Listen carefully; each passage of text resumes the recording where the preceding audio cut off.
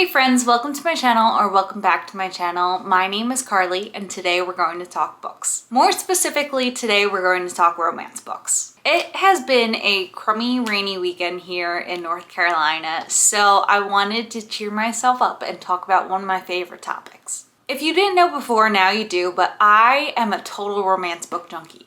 I love the predictability in romance books and how when you go into them, you know that more than likely it's going to be happily ever after. Another thing that I love is making PowerPoint presentations. Strap in because today I want to talk about my picks for the best book for each romance trope.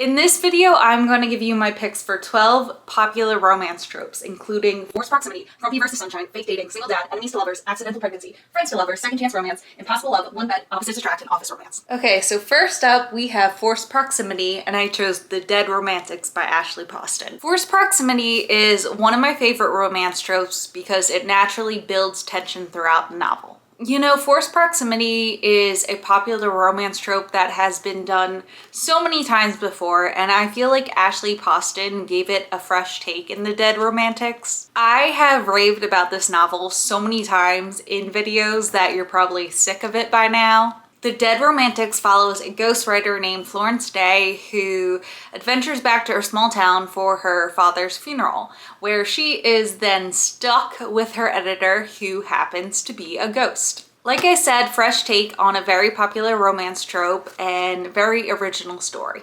Ashley Poston is one of my favorite authors, and you will definitely see her come again later in this presentation. Next up, we have Grumpy versus Sunshine, which I chose The Love Hypothesis by Hazelwood. For the ultimate Grumpy versus Sunshine, The Love Hypothesis is my top pick. The main female character in the book, Olive, is a bubbly and chaotic scientist, while Adam, the main male character, is a brooding and serious professor. The fake dating, the chemistry, the academia vibes make this book a must-read. And I don't know how much of this is true, but I have heard that this is actually a Star Wars fan fiction. On the topic of fake dating, I have chose Betting by You by Lynn Painter. I actually read this book recently on vacation and ate it up. I only recently started reading Lynn Painter books. I first read Better Than the Movies in December 2024, and since Lynn Painter has become one of my favorite authors. She is an incredible writer, and I am so excited for her new book, Fake Skating, coming out in September 2025. If you love watching fake feelings turn real, then Betting on You by Lynn Painter definitely should be your next read. Next up is the single dad trope, and in all honesty, I don't read this trope that much, but I did choose The Nanny by Lana Ferguson. I picked this book up from my local library, so I don't actually have the physical copy with me,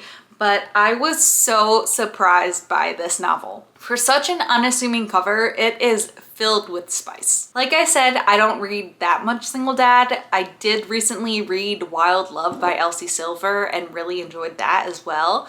But maybe single dad is typically really spicy. Anyways, this was a really good read with a little bit of Grumpy versus Sunshine as well. For enemies to lovers, I had to spotlight the Queen of Romance. Another one of my favorite authors, Emily Henry, writes such incredible books. Beach Read by Emily Henry is my pick for enemies to lovers, but it is actually not my favorite book by Emily Henry. My favorite book by Emily Henry has to be Book Lovers, but Beach Read is such a good example of enemies to lovers. In Beach Read, you have two rival authors stuck in a small town forced to interact. It's one of those novels that you stay up until 3 a.m. reading when the enemies turn to lovers. Okay, accidental pregnancy. I know this one is kind of controversial. Authors either do it really well or fail.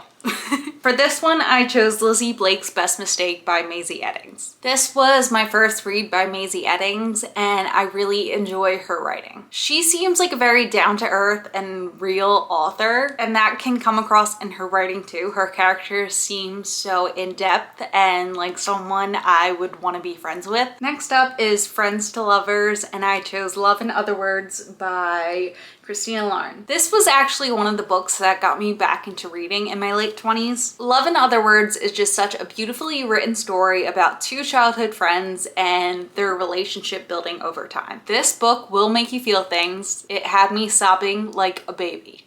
Okay, second chance romance, I chose Meet Me by the Lake by Carly Fortin. Fortin. Second chance romance is all about reconnecting with the one who got away. And Carly does a great job writing this trope in Meet Me by the Lake. It also takes place in just such a beautiful setting. Honestly, all Carly's books have such incredible settings. Now, I told you that Ashley Poston would come up again. For Impossible Love, I chose The 7-Year Slip. Once again, Ashley has done a unique, fresh take on an incredibly popular romance trope.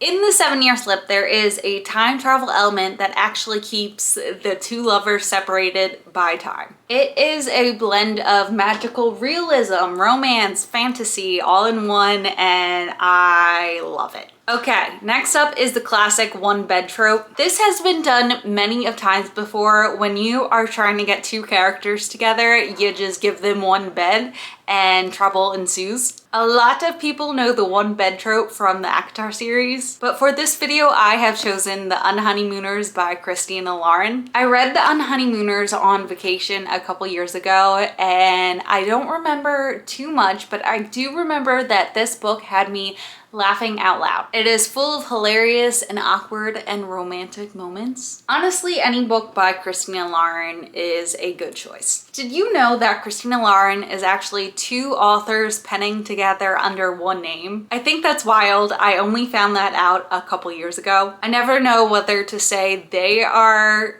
one of my favorite authors or they are my favorite author. Another favorite trope of mine is opposites attract. For this trope, I have chosen Part of Your World by Abby Jimenez. Part of Your World features a city girl nurse falling for a plaid shirt wearing, goat loving, small town guy. This book was just so enjoyable to read and gave me all the warm and fuzzies. Plus it features a baby goat, which just makes it like 10 times better. Last but not least, I have chosen for office romance The Hating Game by Sally Thorne. I loved this book, and recently they came out with a movie adaptation featuring Lucy Hale, which is incredible as well. I feel like this is another one that can be a hit or miss, but Sally Thorne did it really well in The Hating Game. Okay, that's it. Those are my picks for 12 popular romance tropes. Thank you so much for sticking around and watching this video. If you enjoyed this video, please make sure to like, comment, and subscribe. As a small booktuber, I really appreciate any engagement that you can give. And I would love to hear what book you are reading now, or if I missed your favorite romance trope, please let me know.